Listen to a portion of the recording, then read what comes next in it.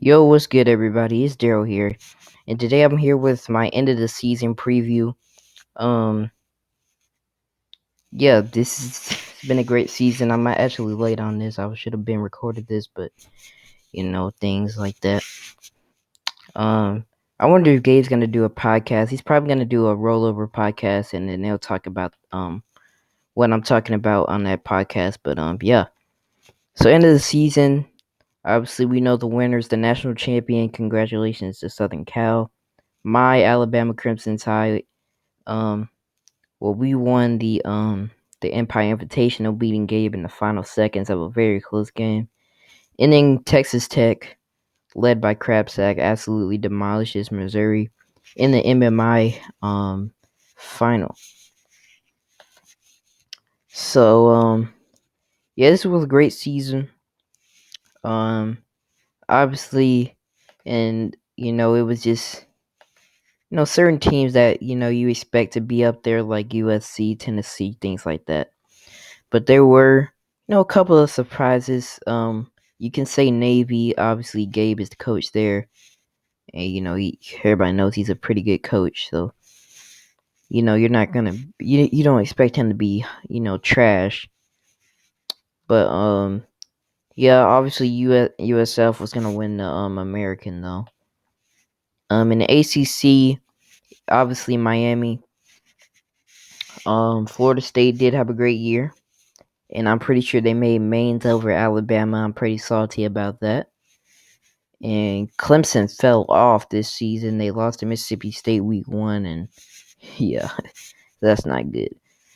So yeah, in the Big Ten, obviously it's gonna be Purdue and Ohio State, and then you'll have teams like Michigan, Minnesota, Nebraska, and Rutgers are gonna be those teams that are just fighting for second place, really. So just fighting for second place in their division. So yeah, that's what the Big Ten is. Big 12, Kansas and Oklahoma.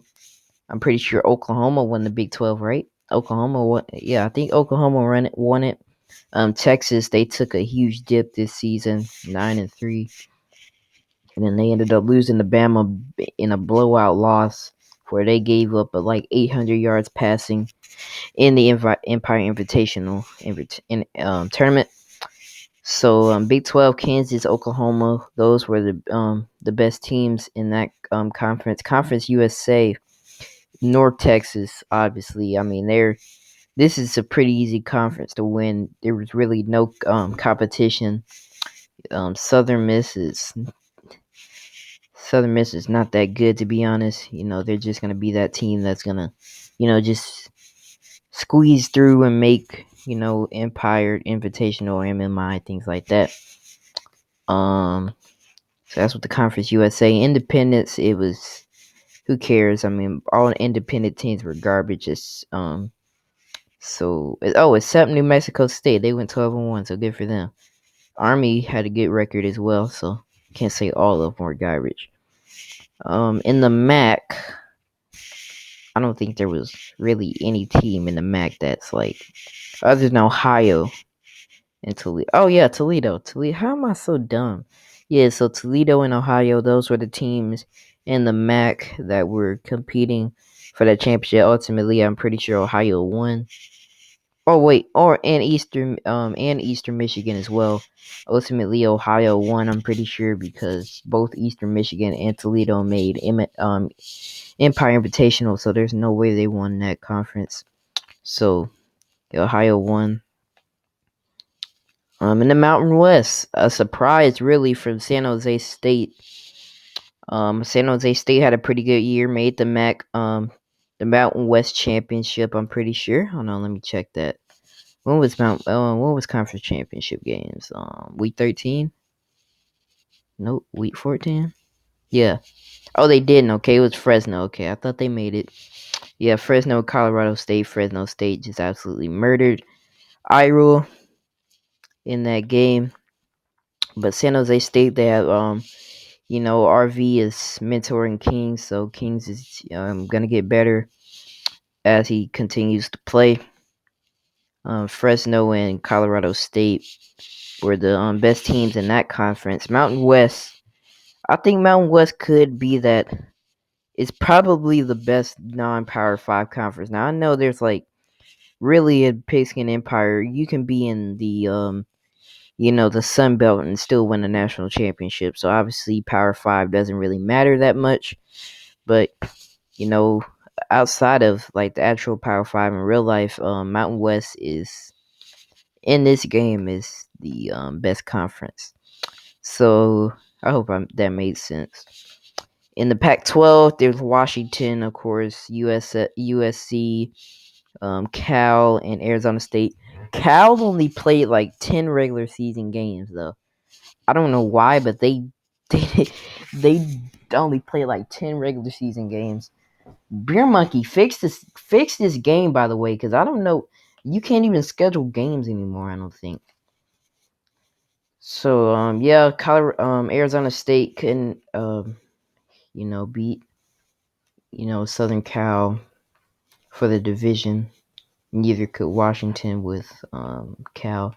Hopefully, I didn't get the division mixed up. Hold on, let me check. Okay, gotta make sure. Yeah, okay. So yeah, that was really other than the pretty sure other than the Tennessee game, um, that was probably the closest any other team other than Tennessee got with Southern Cal. Let me check though to make sure. Wait, didn't Oklahoma give them a good game? I'm not sure. Oh yeah. Oh wait, I'm so wrong. Okay. So obviously they blew out Florida State. Had a close one against Purdue, had a close one with Cal, and had a 1-point win versus Tennessee. So hey, USC, in my opinion, USC they might not win the national championship again next year. I think somebody is probably gonna overthrow them. We'll see if Tennessee can do that. But yeah, that's with the Pac-12 there. Now we're gonna go to the best conference, the SEC, and really, we all knew it was gonna be all Tennessee in the East side. But was it gonna become? Was it gonna be either Alabama or Ole Miss? And obviously, we know what happened. Ole Miss was able to beat Alabama 41-29 in the final game of the season. Um, oh my goodness, Mississippi State, they were up big in the first quarter, 17-0. Alabama's offense, you know, started to regroup. I think in this game, Alabama's offense wasn't like consistent throughout the whole game. You see, first quarter they scored 0 points. And then in the third quarter they scored 0 points. You can't play catch up really. Especially against a team like Ole Miss, you can't play catch up. You gotta, you know, go blow for blow with them, and that's really how Mississippi State was able to win. And then Tennessee beats Ole Miss in the SEC championship. Both Ole Miss and Tennessee made mains anyways, and so yeah, hopefully Alabama can build off that EIT championship and be able to take down Ole Miss next year, make it to the SEC championship, and potentially make a mains appearance. And then in the Sun Belt, um, what was happening in the Sun Belt? Was Texas State good? Yeah, Texas State was good. Georgia Southern was good. That's literally about it. Oh my goodness, why does that keep going? Yeah. Um. Yeah, that's really about it. Nothing much to say about the Sun Belt, other than if you have a good coaching staff, that's a free mains appearance. Let's go over here to the stats. Hold on, let's go to the final rankings here. I think these are the final rankings.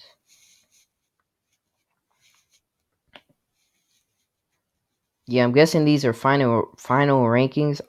Why is Tennessee behind Cal when they were running up for the championship?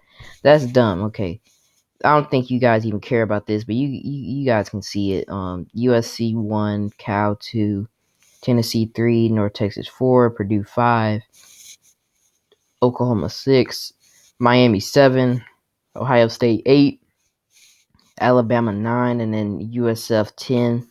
Roll Tide, baby. We're in the top 10, I guess. Looking at some of the stats, some of the college football leaders. Navy's quarterback led the league in passing yards. Pure air raid ran by Gabe here, 5,400 yards passing. Fusion, of course, his quarterback's going to be up here because literally all Fusion does is pass. He barely runs the ball. 5,100 yards passing. Purdue, New Mexico, and then San Jose State. Their quarterbacks are up there in passing yards in the top 5. You see rushing yards, Louisiana Tech. How do you run for 2,100 yards? Bro, in this game, bro. Cause my running backs are averaging like 2 yards a carry, bro. I want to know how. That's it. That's to me that's impressive, but okay, you guys see that. Receiving yards, New Mexico State, he's going to be up there because quarterback. 2,700 yards rushing in. He wasn't even a finalist for the BM award. He was a semi-finalist, I'm pretty sure. You see Maurice Jones there. And then you see the Golden Hands Award winner, the best wide receiver in the country, Cordell Fontana from the University of Alabama. Roll Tide, roll. You see it. That's what I'm talking about, man. See tackles, things like that. I don't even think you guys really care about these stats, but who cares? I'm just gonna show them anyway. It's just a waste time. So yeah. So I'm gonna be talking. So I'm gonna talk about who were my surprises. My who was the biggest surprise to me, and who wasn't the biggest surprise. Who I thought should have been better than what they were, and things like that. So let's start off with the surprise team this year. The biggest surprise team, in my opinion, was Navy. I have to say it's Navy. Yeah, I have to say it's Navy. Navy. They went undefeated in the regular season. Obviously, they lost. Obviously, you can say they played cupcake competition, so it doesn't really count. But that's still great to go undefeated in the regular season. Then they lose to South Florida in the championship game, and then they lose in the first round of their EIT. I'm pretty sure that's. Oh wait, no, they lost in the second round, right? Yeah, they lost to Arizona State in the semifinal. Dang. So yeah, and this is a team with low talent. You look at this. Look at their talent bar. Like, bro, that is low. And they were able to you know, they were able to play better than what you would expect a team with that type of talent to play like.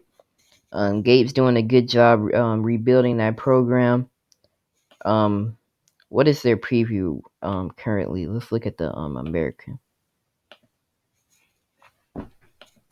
Oh my God, they were the worst team in the American Conference in preview and went undefeated in the regular season. This team is gonna be a threat. Give Gabe 3 years to build up 3 seasons to build up the talent, and those guys are gonna be making mains constantly and beating out UCF every season, I would say. And so yeah, Gabe, you're doing a good job there. Keep it up at Navy. And we'll see what you guys can do next season. As the biggest disappointment. Biggest disappointment, I would have to say. Um, I mean, Clemson doesn't even have a coach, so I mean that's not really that much of a disappointment. I would have to say Notre Dame. Fusion, I mean, this team should be better than what they were. You guys went 10-5. That 10-5 overall, but you guys what was your record during the regular season? 1, 2, 3. I'm not counting that. I don't even care, bro. But oh, oh wait, no, it doesn't tell me right there. I think you guys went like 9-3 in the regular season. 9-4. I mean 8-4. Yeah.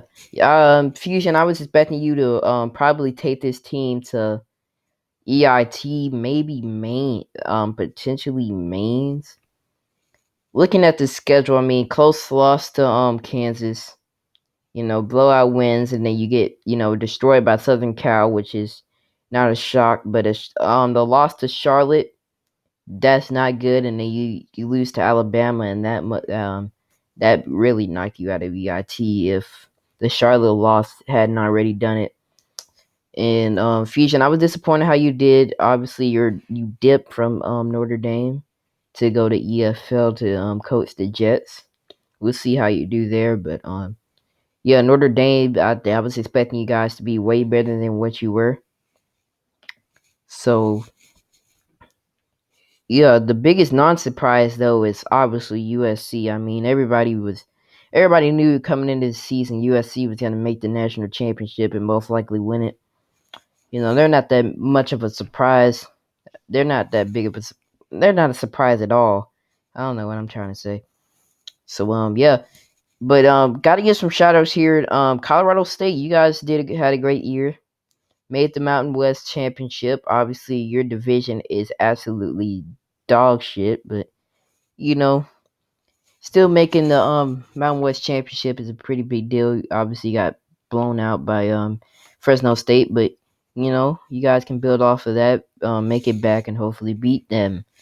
San Jose State, you guys could compete with Fresno State next season to possibly win the Mountain West the West Division.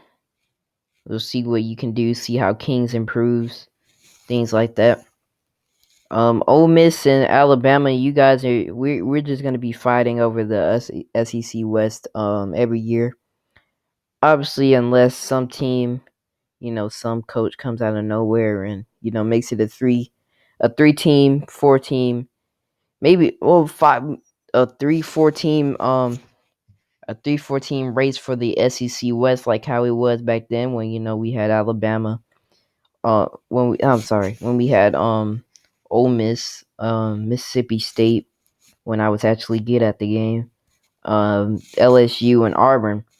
So we'll see what happens in the SEC. I think the SEC is starting to weaken down now. It's not that how the Big Ten is really like it was 2 seasons ago. Yeah. ACC, you guys. I mean, it's Miami's conference to lose. I don't see Miami losing that conference for a long time. Um, Oklahoma, Kansas, you guys. It's gonna be interesting to see what you guys can do next season because we know you guys are gonna fight for the Big 12 title unless Crabsack can at Texas Tech can compete for it as well. And Texas with BXito now as the head coach. He's BXito is not gonna be selling playoff games like the Clayton dude was. So, we'll see what he can do there at as the new head coach of Texas. I think he has Skull on his staff, so hopefully Skull can contribute and help him, have a championship caliber roster. Big Ten, Ohio State, Purdue. The Big Ten East is Ohio State. This is your division to lose. Michigan is on the rise, and so who knows? Maybe Robo can you know beat beat Ohio State one day. He came very close to doing that this year. It was a pretty close game. What was it? Was it a 3-point game? Hold on, let me check. Oh wait, no, it was close until the end. Yeah, it was close until the end. You won by like 13 points.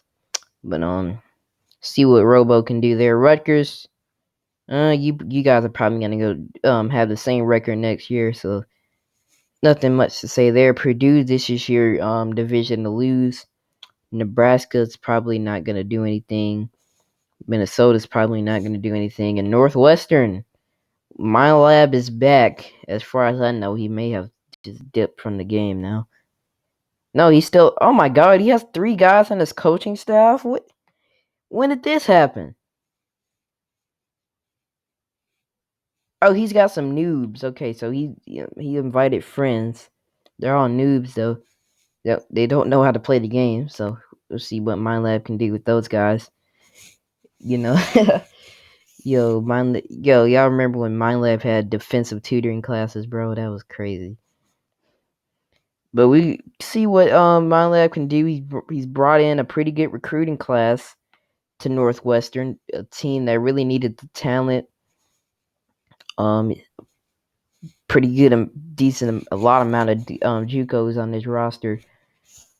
But does he have a quarterback? I think quarterback is the only position I do not see on here. Yeah, MindLab, you're gonna have to get that quarterback to lead your team. Obviously, he's got almost every position. He's got corner, receiver, outside linebacker, center, things like that. But he's gonna have to get that quarterback that he can build the program around. Let's see. Conference USA, North Texas. That's your conference to lose. Have fun. Pac-12. I think I already said something about the Pac-12. Hopefully ASU can knock off Southern Cal at some point in the next 2 to 3 seasons. Mac, nothing much to say about you. Yeah, I think that's about it. Hope you guys enjoyed. Little summary of the season there. Terrible quality video, bro. I'm stuttering and all that stuff. Ugh. Okay. Anyway, hope you guys enjoys, and yeah, well, I'll probably see you guys at the podcast, the season rollover podcast when that happens, and see what's gonna happen next season. All I gotta say is Alabama's winning the SEC West. I can guarantee that. All right, man.